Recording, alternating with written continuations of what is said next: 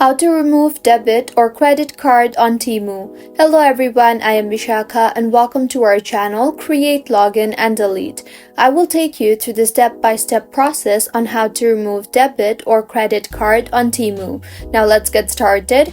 Firstly, open your Temu application and make sure you are logged in. If not, then go ahead and log yourself in. Once logged in, tap on the U option on the bottom center of your screen, and on the top right of your screen you will see the option for settings.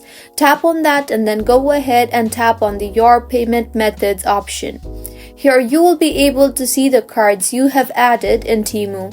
Tap on the card you want to remove. You will see the option for Edit Your Card and Delete Card.